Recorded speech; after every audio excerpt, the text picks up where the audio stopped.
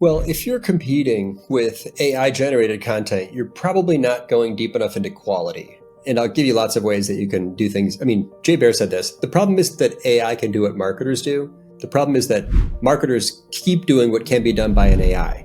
Quick example, point of view. AI does not have strong opinions, but people do.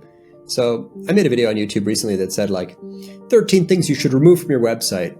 You should definitely not have social media icons in your header. Those are exit signs. You should not put dates on your blogs because that just makes your content look older faster. This thing has 500 comments and YouTube decided to show it to 170,000 people. By far my greatest success in YouTube, but it's because it's a strong opinion piece. And YouTube sees the engagement and it triggered the algorithm to show it to more people. AI could never have written that piece. AI can't make that video that says you should do this, don't do this. That's a bad idea. I believe strongly in this. It doesn't have beliefs. So it should differentiate thought leadership content even more.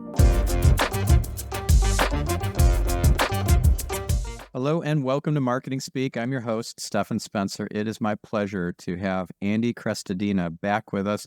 He was a guest previously. He's the co-founder and CMO of Orbit Media, an award-winning 50-person digital agency in Chicago. Over the past 20 years, Andy has provided guidance to over 1,000 businesses. He's written hundreds of articles on content strategy, SEO, and analytics. He's the author of Content Chemistry, the Illustrated Handbook for Content Marketing. And he's also a celebrated speaker. I've seen him speak multiple times, such as at Content Marketing World, where he blew the audience away and I was in the audience. So that's when I knew I had to have him on the show the first time, way back in the day, and now he's back. Andy, it's great to have you back on the show. Stephan, I love the invite. Would never have missed a chance. Thanks so much for having me. Yeah. So a lot is happening. Everything is, the timing is divine. It's all perfect. And so we were just talking before the recording started about topics, and AI, of course, is always a hot topic, and how that's going to shake things up in the SEO industry. So maybe we start there. You're mentioning there's a Gartner report that has some predictions. So yeah, let's start with that. Sure. So this is pure speculation, but if you're looking for a simple answer to a question and you take out your phone and fire up a browser and a search engine and then scan through search results and then click on a web page, you probably downloaded more than a gig of data and dozens of JavaScript files and lots of tracking code, and you're dismissing pop-up windows and you're accepting or declining cookies and blocking notifications and scanning past a bunch of noise and the ads and videos just to get to your short answer. Not good. These are dark days for visitor experience, especially on mobile. Open up an AI app and do the same thing, and you mostly just get the exact thing you wanted. So it's easy to imagine that in the future, for simple information intent queries, that user behavior will shift toward AI apps instead of browsers and search engines. That's why Gartner predicted a 25% drop, which might happen, might not. We really don't know. It's all TBD. So stuff in the future, definitely unclear. So yes, it's totally possible that search volume will decline, but I predict it would just be for certain information intent queries. And Stephan, short way to think about this, when you're researching keywords, just ask yourself as you scroll through, does that query have visit website intent?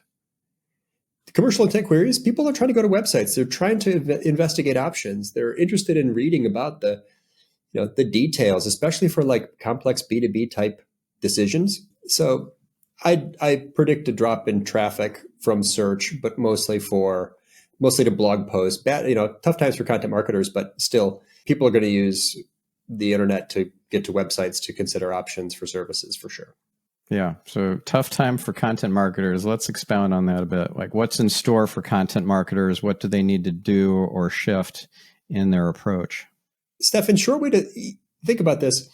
When you're researching keywords, just ask yourself as you scroll through, does that query have visit website intent?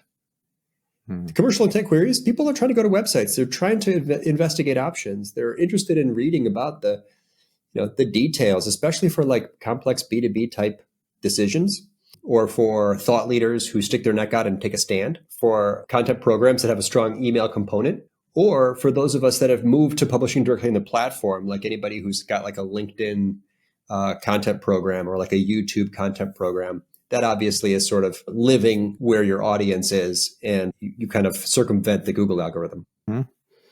And then there's the YouTube algorithm. What do you think about how AI is going to impact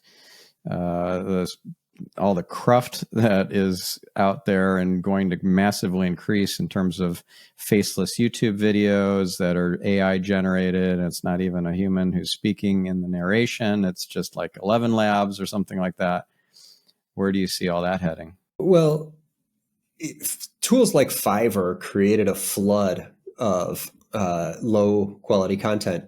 AI will make that even worse. So there'll be tons and tons of super low quality content.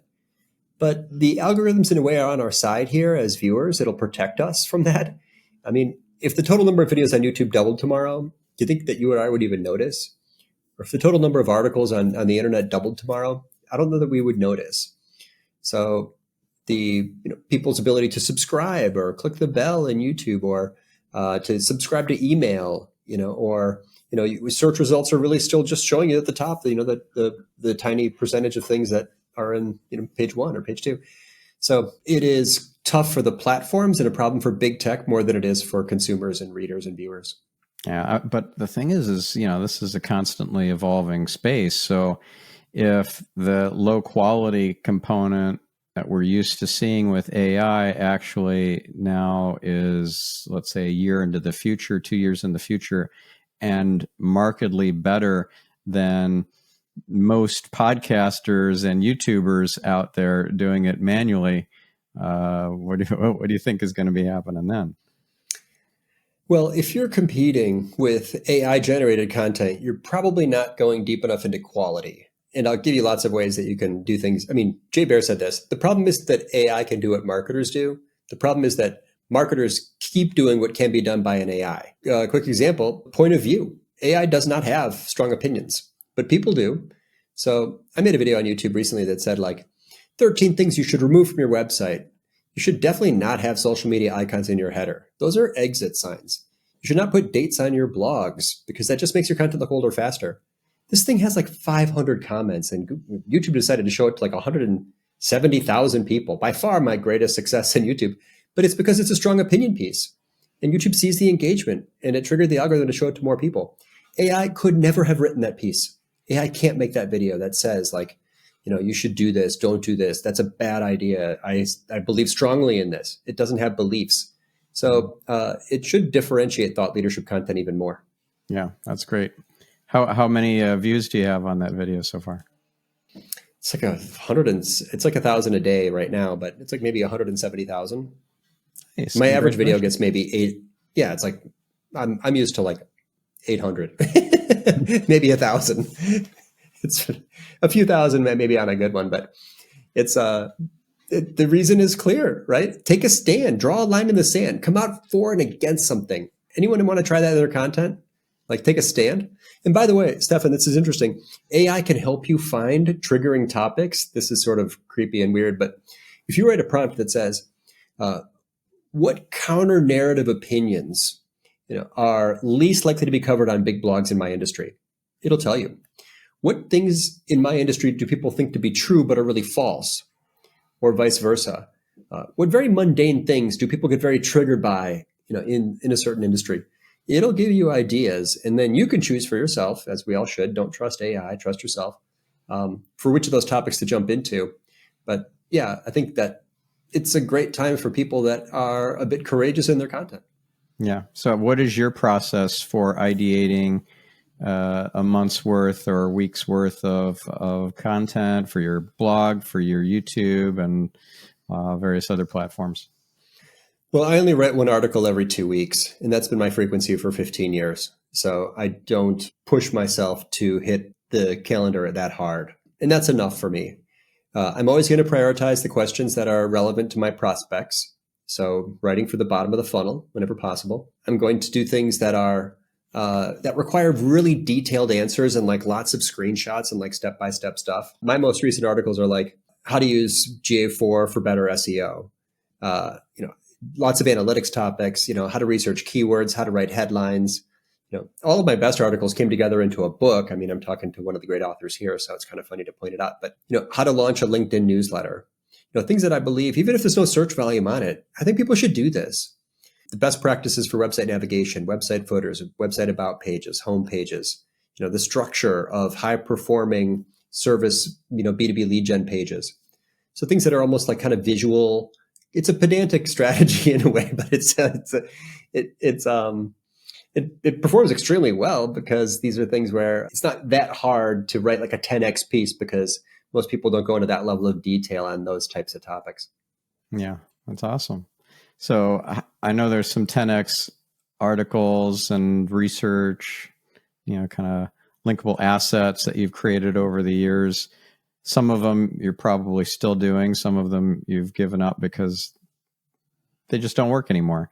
I'm curious, for example, is the annual blogger survey one of the things that you keep doing because it is still working as a technique, or is that in the no longer do pile?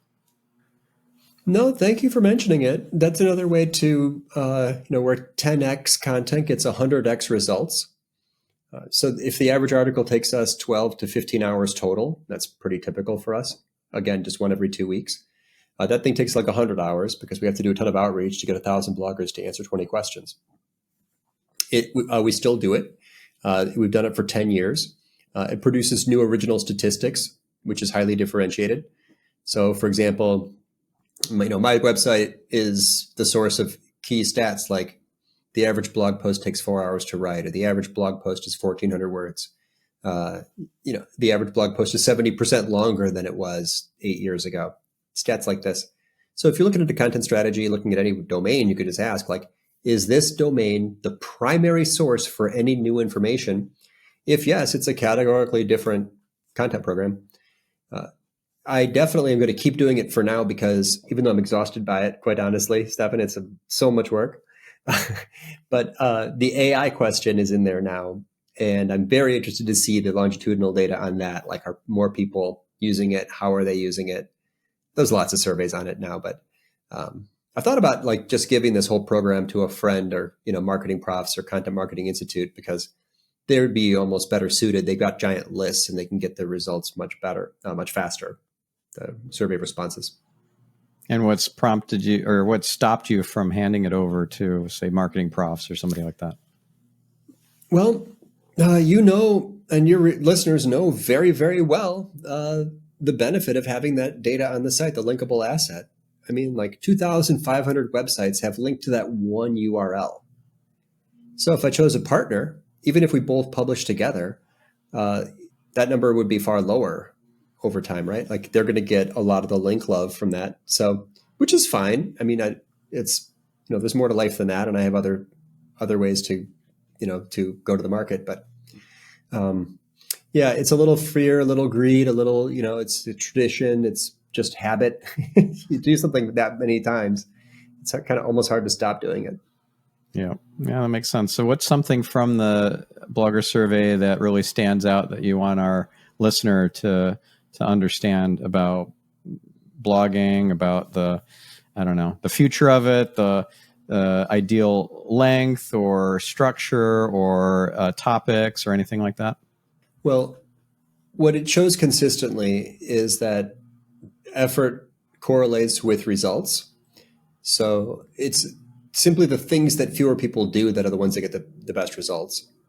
So the bloggers who report the highest performance are the ones who go either very long in their content, or they publish very frequently, or they collaborate with influencers and subject matter experts more often, or they add more visuals to their content. So it's really, the takeaway is just sort of, at least in one or two elements, you should be doing much, much more than your competitors or that your readers expected. I mean, my average blog post has like 15 images and it's almost 3,000 words. Like they're just like shows you every single thing if you go through it. So like highly visual videos, bloggers who add videos to their content more often, bloggers who podcast, we added the audio question, get better results. So just if you get to a moment in your content where you ask yourself, like, I don't know if I have time for this, or I think I've kind of already done enough, keep going. That's how you win. Push harder, go longer, get up earlier, write more, like make that thing. Don't stop until you really have looked at it and said, if Google was the judge and my audience was the jury, this is the best piece of content on the topic. I'm not holding back. I could make closing arguments in a legal case like this is the number one URL on that topic, in your professional opinion. Mm-hmm. And are you podcasting as well? And if so, how do you find the time to do that? Because you're a busy guy. I don't, except as a co-host for Chris Carr of Ferrotech. Chris Carr has a fantastic show. I've been the co-host for about a year. It's called Digital Marketing Masterclass. It's very heavily focused on AI, but there's, again, a content strategy. There's more to life than just having your own, or for writing for your own domain, or publishing on your own YouTube channel. So here I am. I'm podcasting with you right now. It's a lot of fun for me, and I try to just say yes to every single invitation. Oh wow, that's a big it's a big commitment. Are you podcast guesting a few times a week or every day? Yep. Or what? No, it's probably on average, I'd say one podcast a week and maybe 1 to 2 webinars a week. So that's plenty. Yeah. But it's really, there's lots of people like me, and we don't go look to see if the show has lots of reviews it's a chance to meet someone new. It's a chance to reconnect. I was thrilled when you reached out. I thought this will be great. I get to talk to Stephan. It's been too long. Yes, it has. Yeah. So let's talk about Google Analytics 4, because you brought that up earlier, and how that ties in or can tie into your SEO strategy, and what your thoughts are about GA4 compared to Universal Analytics. I can't find a single person who likes GA4 better than its predecessor, but maybe, you'll be the first. I don't know. I'm curious to hear. I have, I don't look back, and I don't complain about things I can't control. So I have fully embraced GA4, and I use it for hours every day. I can do almost everything I want to do in there. I am quite annoyed by the lack of certain things. It's, why did they get rid of annotations? Like, there's so many things that were useful about it. The data retention is far too short. 14 months? What? I can't. So now we have to use BigQuery. It pushes us to be more technical, but no alternative. It's just so useful. Once you're comfortable in it, and you can get whatever you want as soon as you want it.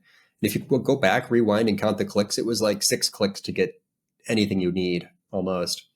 I also don't do much reporting with it. I'm mostly just doing analysis. So, but in the context of search, just go to traffic acquisition, and set a date range. You can see search traffic before or after at the top level. If you go to engagement landing pages, and then create a filter to only show when the medium exactly matched organic, now you can see the URL performance in search, every URL up or down from search.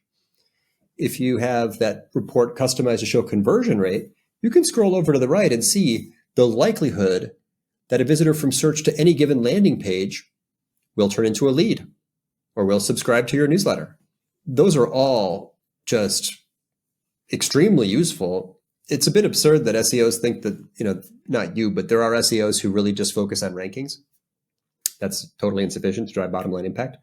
Or they focus on rankings, but then traffic, and they think that's enough. We need to go deeper. We need conversions. We need marketing qualified leads. So those few reports I mentioned, it will help you prioritize your time and focus on those SEO efforts to improve the rankings of the exact URLs that are most likely to convert visitors into newsletters, subscribers, or leads. Now you know what to do. Now you can prioritize. It solves the big problem in digital of there being so many possible actions. The key to success is prioritization. Yeah. So how do you prioritize?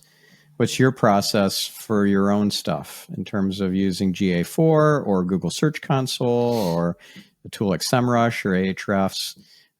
How are you finding the opportunities, the links to go after, the topics to write about, all that sort of stuff? Well, I'll share with you my most reliable SEO win, which is to take a page that has some striking distance key phrases In other words, a page that ranks high but does not yet rank very high, and going and looking at those key phrases and then just going deeper into that topic. My edits are mostly minor rewrites where I step back and I just try to make, again, like it's things, probably a year old or sometimes 2, 3, 4 years old. And I'm going to make that deeper and more comprehensive, sort of exhaustive, by covering the topic from all possible angles. At the very end, I use a tool like Market Muse to make sure I've covered off on the closely related phrases. But I don't go in and use it for content briefs, or I don't look at the people also ask box and structure my content based on things I see in search results. I'm really just asking myself, like, as a digital marketer, what would I need from this piece? What is everything it should include? So reporting and then finding striking distance key phrases and then doing tons of deep content in semantic SEO. Often putting a video version of that article, embedding the video at the top. So now I've got 2 bites at the apple. The video might show up in Google search results or within YouTube. That one for sure. Another one I like to do is just internal linking. So I've got an AI prompt that kind of does this. If you export Google Analytics data about your with all of your title tags, and you upload that to AI and tell it to infer topics from title tags, then it knows the topics of all of your URLs, and you can tell it to suggest internal linking opportunities, which is kind of fun. But yeah, those 2 things, I think. Semantic SEO based on striking distance phrases, topically related internal links, which give me the chance to use exact match or keyword focused anchor text, albeit internal links. Those are things, obviously, you've done a million times. Yeah. Do you have a video or a training on how to do either of those things? Sure. Yep. The AI approach, maybe not yet, but yes, I've done. I mean, if you search for semantic SEO, that page might even rank for that.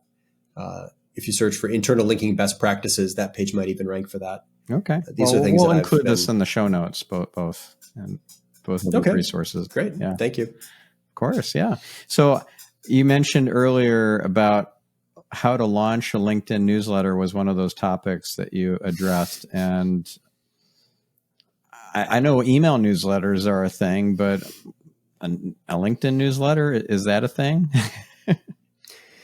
It's a thing. So I have had a newsletter on my website for 17 years or something like that, and clawed my way up to a subscriber list of maybe 16, 18,000, which I'm proud of. It is what it is.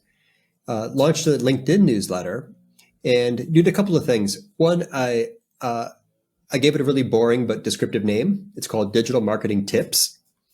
Turns out that if the name's taken, you can't use that. So but I recommend using boring but descriptive names. So the visitor who sees that decides, immediately if that's for me or it's not. And then the mechanism through which they subscribe is just one click, because LinkedIn has their email address. It's a brilliant strategy on LinkedIn's part, because now they're emailing all these people who aren't on their platform and inviting them to the platform using their members as a content factory. This thing already has, I think, 215,000 subscribers. Wow. It grows so much faster. Yeah, I made it weekly. So every other week I'm recycling something old. Every other week is something new. TBD on the downsides. I mean, people might be linking to my LinkedIn newsletter, and it might be kind of accidentally hampering my own site's authority. But the UX for subscribing is so simple. I highly recommend this for anybody with a B2B audience. Stephan, you would have an awesome LinkedIn newsletter. And you can go weekly, daily, weekly, biweekly, or monthly now. And you just sort of, I don't fear duplicate content, so you can just copy and paste it basically directly from your, the native version on your site, which maybe went live the day before. Send it early in the morning, and you make a post with it, and you got to make that post very engaging, of course. I never write articles without contributor quotes, so I mention all the people who contributed to the article. Speaking of, I'd love to get your contribution for this piece I'm working on. I'm working on one right now, but that has been a super successful strategy that's kind of decoupled my fate from Google a bit and made me improved our reach a lot without having to actually create more content. Was there a gold standard LinkedIn newsletter that you're like, I want to totally R&D this, rip off and duplicate it? Was there somebody that just like was killing it with their strategy? There's a few that I was watching that I saw had tens of thousands of subscribers, and that made me want to do it. I saw some that I didn't like because I thought the names were too clever, like "What's in Brian's brain," or people just like writing. I think that so much of success comes down to the titles and headlines and subject lines and things. So no, I don't. It wasn't that I was watching one in particular, but there's quite a few out there that have gotten quite big. And now I get emails from people asking to advertise in my LinkedIn newsletter, which is sort of strange. I have learned to sort of advertise for myself in there. Like if I have a webinar coming up, I will put it into a LinkedIn newsletter. I have to remember to go back and remove it because the webinar will have passed. But yeah, like the blogger survey, for those 6 weeks while I'm trying to gather, scrape together 1,000 responses, the very top of the LinkedIn newsletter has a, hey, if you haven't taken it yet, I would be super thrilled. If you didn't mind, please take the survey. It becomes just one more platform for promoting the content, but also in a way, if it gets big enough, you can promote other things too. Yeah. And do you have an article or a video walking people through how to do that LinkedIn newsletter? I do. Yep. All right. LinkedIn newsletter best practices. Okay. Well, we'll include that in the show probably notes. Ranks. Awesome. And where does Substack fit in, do you think? Because, it's like, I think personally, it's not very good from an SEO standpoint. I think they are doing some SEO practices wrong, but there's some big influencers using Substack and sharing some real brilliance on there. Do they care about search? Those might not Maybe be they the don't. SEOs. Maybe they don't. I care about search, Yeah. so I'm not that keen on using Substack personally, but so I follow some interesting people on Substack, and I love what they're posting. It's worth it to me to go out of my way and go onto Substack to consume the content.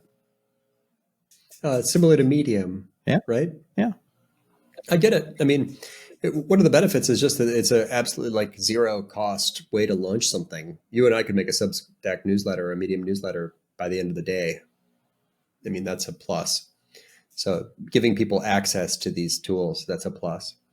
But no, I think if the downside is it's a missed opportunity. Every time someone links to something that you made but is not on your domain, an angel sheds a tear. Yes. So, but you know what I mean? Yes, I do.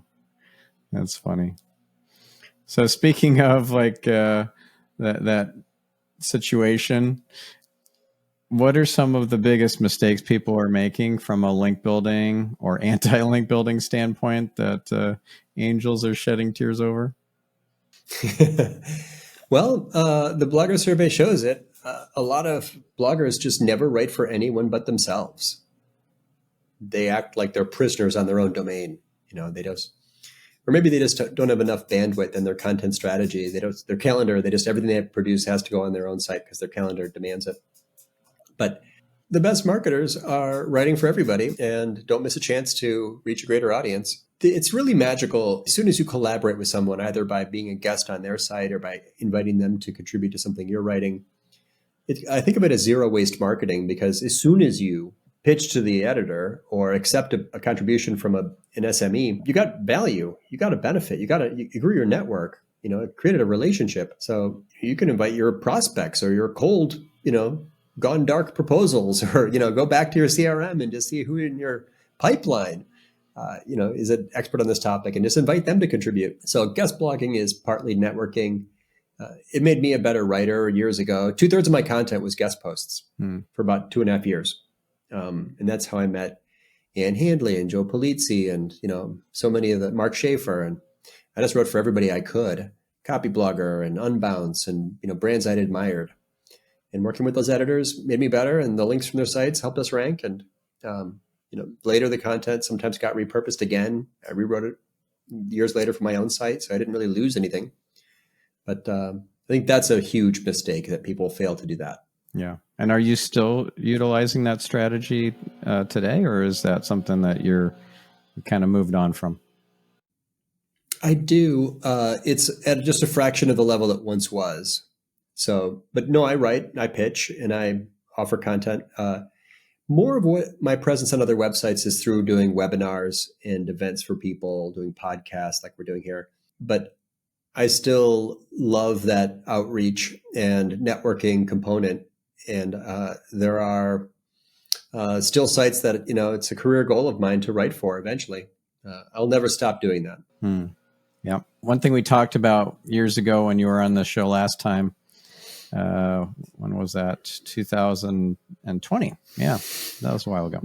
So you spoke about the evil twin as a strategy or an approach to writing a content piece pretty much just once and then revising it so it had a different enough title and different enough kind of spin on it that it could be submitted somewhere else. And so you have one version that goes, let's say, on that third-party website, that content marketing partner, and then the other version goes on your own blog.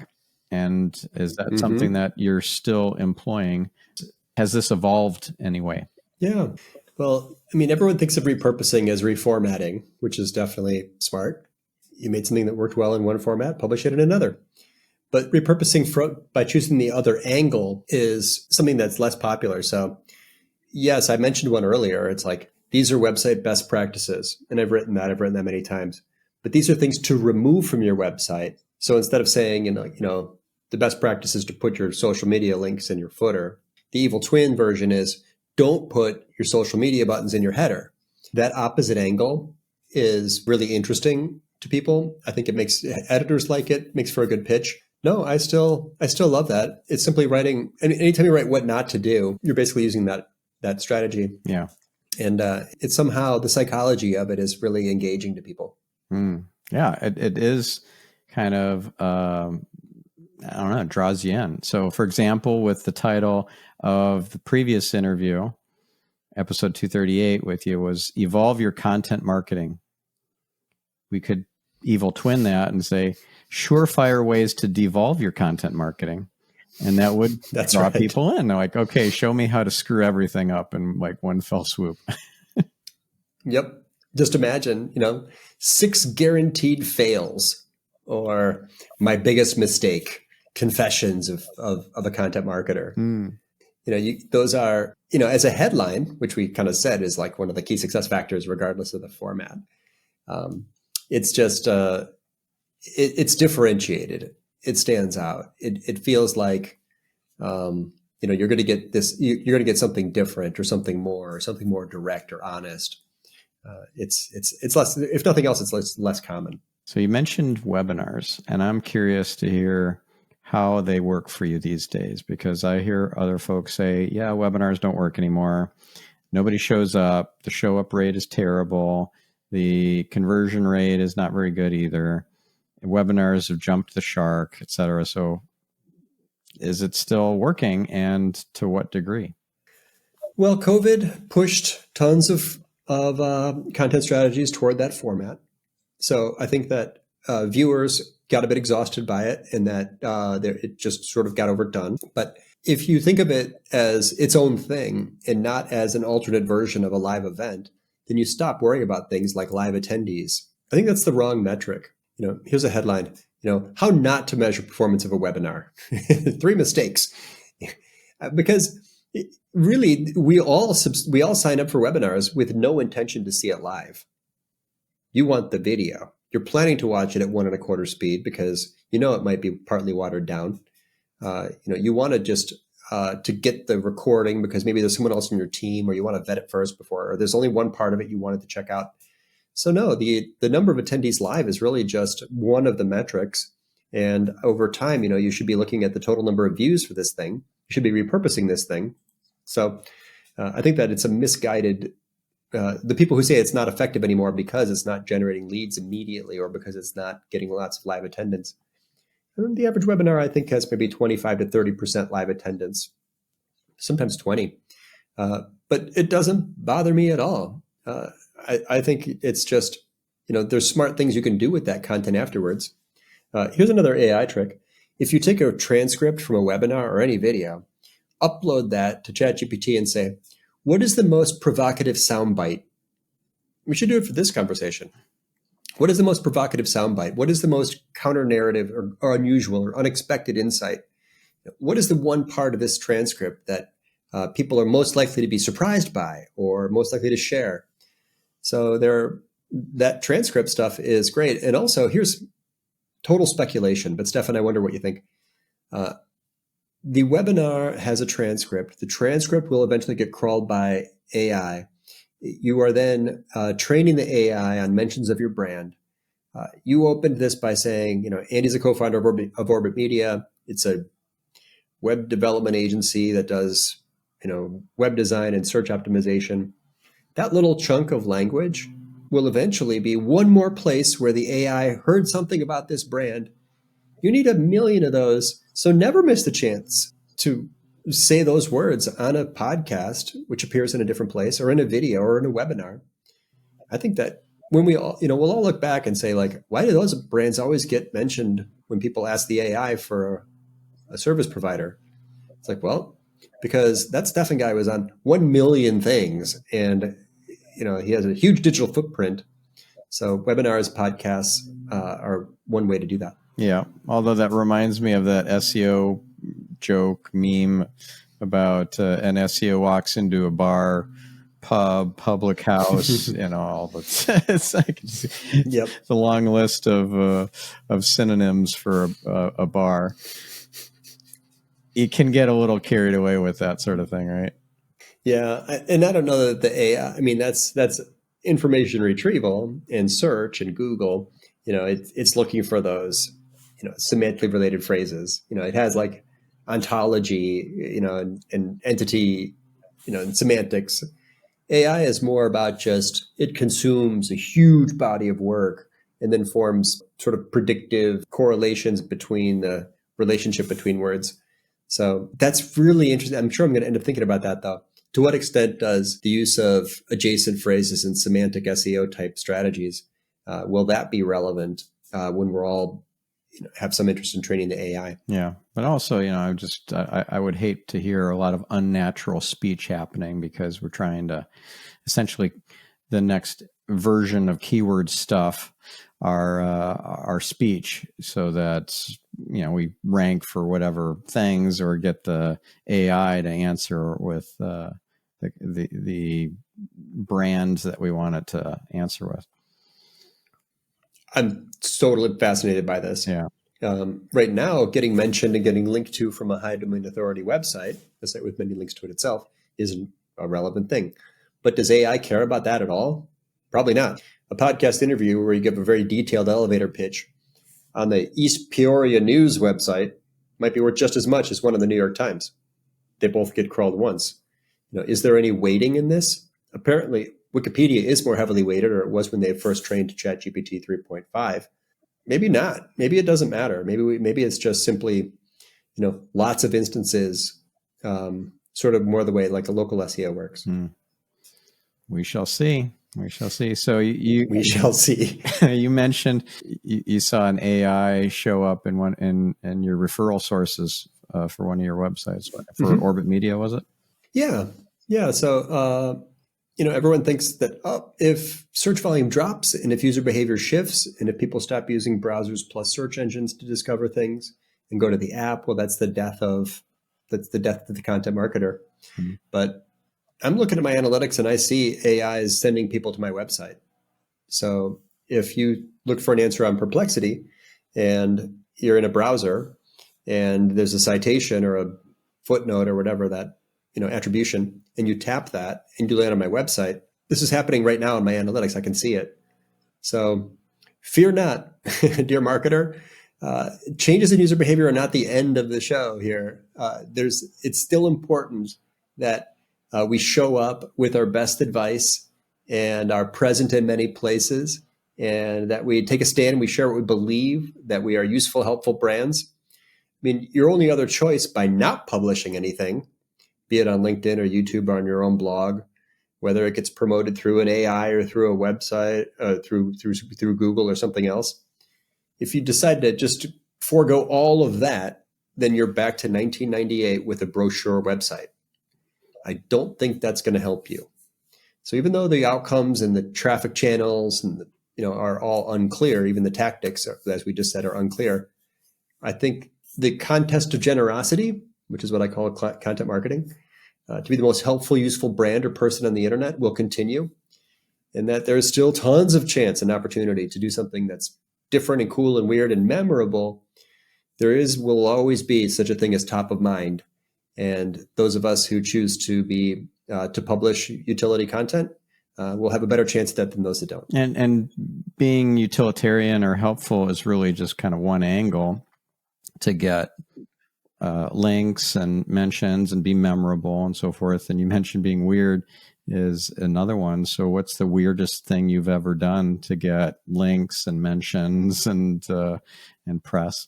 Oh, one time I was, this is like at the very outside edge this is hardly at all in a content strategy based on, my blog literally says at the top, practical advice for content strategy, AI, GA4, and web development. That's what I'm supposed to be doing. But one time, just for fun, this was during COVID, I reached out to a bunch of friends of mine to ask them to send me pictures of their desks so we could see their camera and their microphones and their lights. And it made for this very engaging post called 27 Pictures of Marketers' Desks. It had like Drew Davis and like YouTubers and podcasters and virtual keynote speakers. And it was such a fun piece. It checked a lot of boxes, even though it wasn't really about digital marketing directly. But you could see it strengthened my network because I made new friends and I reconnected with lots of old friends. It was a super visual piece. It was like it had some practical value because it showed how to set up the DSLR camera with a cam link and use that as your webcam. And people still talk about that post. 27 pictures of marketers' desks. Never seen a post like it before or since, and it was a surprising hit. Cool. That reminds me, or not reminds me. It kind of spurs on another similar idea. Hey, podcaster, what are you wearing? That's good. And you know how, especially during the pandemic, people would have nice, well-dressed kind of upper body, and then they'd be in pajamas for the rest, or a fluffy slippers or something instead of being in like the legit whole outfit. And I bet that still happens. In fact, I might be wearing pajama bottoms myself right now. Who knows? I mean, as a universal topic, everybody's wearing something. If it answers an unanswered question. If you wonder what your favorite podcaster has got on. I have a friend. It's been a while. I haven't connected with her lately, but Amy Landino used to be a YouTuber who talked about YouTube strategies. And then looking at the data, she saw that her most successful content by far was like about her morning routine and about her lifestyle and about being positive and productive. Changed her content strategy and exploded on the internet. She's like a YouTube celebrity now. So, follow the data and see. And there's some of those very kind of mundane topics or just daily things. There's a much larger audience for them than GA4 for SEO, right? Yeah. Any plans in the works for something even more weird? I did something once that here's two weird ideas that were related to live events. One year at Content Marketing World, it's an orange themed event. So I bought an orange spiral bound notebook. And on the front of it, I wrote Andy's Content Marketing World Yearbook. And I walked up to 140 people during that event and asked them to sign my yearbook. That's cute. I met everybody. And then I took their picture and then I made it all a PDF where I put their face next to their signature, next to whatever they wrote. People wrote funny messages and people loved it. And it got talked about for a long time, not in a while. But then the next year, I went and brought a microphone and I just used my laptop as the camera. And I did like this ask it forward thing where the first person I had them, ask a question. Then I took it to the second person who answered that question, but then asked their own question. And the third person answered the second person's question. It became this kind of rolling, like pay it forward type thing where everyone's just asking and answering questions. That one, I got like all the speakers. So I met everybody again. So there are original, fun, creative ideas. And some of them, if you just think of networking as its own goal, really fun. I mean, very useful.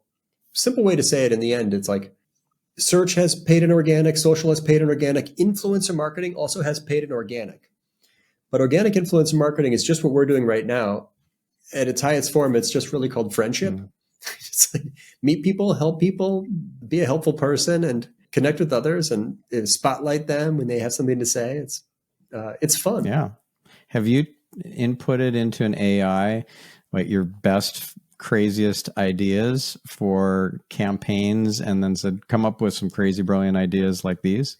I have done a little bit of that, and it actually is pretty effective, I've got to say. On the creativity tests, AI does quite well. The prompts that have worked for me in that way are when you throw in strange words into the prompt. It's like, come up with some totally weird ideas that could still definitely work out. And when the viewer sees them, they'll think that's rad. That's the kind of prompt you write if you're looking, because it's all about predictive relationships between types of words. So you want to throw in there a bunch of weird words. Also, subsequent prompts, because AI is a chat tool, you're interacting in a conversation. So it's not like Google with one query after another. AI is like, it's all contextual.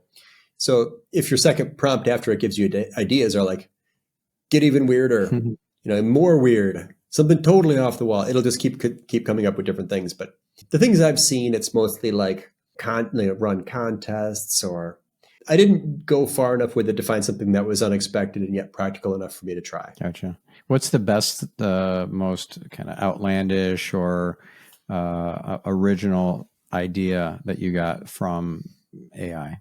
Well, my main takeaway for users of AI is to first give it a persona prompt and have it create a synthetic version of your audience, and then do everything you want to do. So either upload your ICPs or have it create a persona, correct it to make sure it's more accurate. It'll miss it the first time or two. And then inside that prompt, inside that conversation, you want to start prompting it with like, what might this person click on? What do they hate about their job? What do they love? What messages are they likely to be attracted by? Who do they trust? How much would they pay? Who else is involved in the decision process? You can run sales scripts against it. You can ask them what they search for, what they click on, what they subscribe to. What counterintuitive things might be successful if published for this audience. What research would they need? That is such a difference. I joke that AI stands for average information. If you don't train it first on your audience, it just tastes like water. It's just read the internet and it gives you back the internet. Really, I highly recommend beginning all your adventures into AI with a detailed persona, either created by it using a prompt or by uploading it to it. And then jump in the water and start swimming around. You're going to have a lot more fun. Yeah. What's your favorite AI tool? Of the big ones like ChatGPT, Claude, Gemini, Llama, which is your favorite? Because I'm trying to write prescriptive utility content, I'm trying to use basic vanilla tools. So I mostly ignore all the news about tools, and I do everything I'm doing in ChatGPT with a Plus account, ChatGPT Plus. Mm-hmm. So it can draw charts for me. I can use DALL-E. I can upload files. I can upload data from my Google Analytics. I can find correlations. And I uploaded all my data from YouTube Studio. I had to find correlations, which is really surprising. The content that attracts followers and subscribers is not the content that gets the most likes and shares and engagement. It's really interesting. I have it analyze topics. I have it find gaps in my content strategy. I've got it doing semantic distance analysis. Just use ChatGPT Plus. But for personal use, I do like Perplexity.ai. I find it to be less creative, but more of a hybrid between search and between Google and ChatGPT, because it's more current. It can look things up. But Perplexity is a really fun tool. It's a bit of a glimpse, I think, into the future of internet use and content discovery. Yeah, interesting times ahead for sure. All right, so we're at the top of the hour here. We need to wrap up. How does our listener, our viewer, work with you? How do they learn from you further? Is there a course or anything that you teach? And of course, all the socials and all that we'll include in the show notes for this episode. Yeah, well, thanks for this opportunity. I love this. Orbitmedia.com is where I write an article. That's where I publish everything first. It's once every 2 weeks. So I've never used that email list for anything but publishing. I've never gated any content there. It's all completely open and available. And then LinkedIn is my best network, but also there's an Orbit Media YouTube channel that I've invested a lot of time into. And there are lots of like sort of 12-minute videos, but very deep into topics. So you can find me there too. Awesome. Well, you're an inspiration. You're a light in the world. You give so much value, and you do it all for free. And thank you for all you do for the industry and for the world. I love this, Stephan. We touched on so many things that maybe no one's talked about yet. So we should do this again in another couple of years and see what happens. Yeah, it'll be a very different world then. So thank you, Andy. Thank you, listener. Get out there, make it a great week. Reveal some light in the world yourself, and we'll catch you on the next episode. I'm your host, Stephan Spencer, signing off.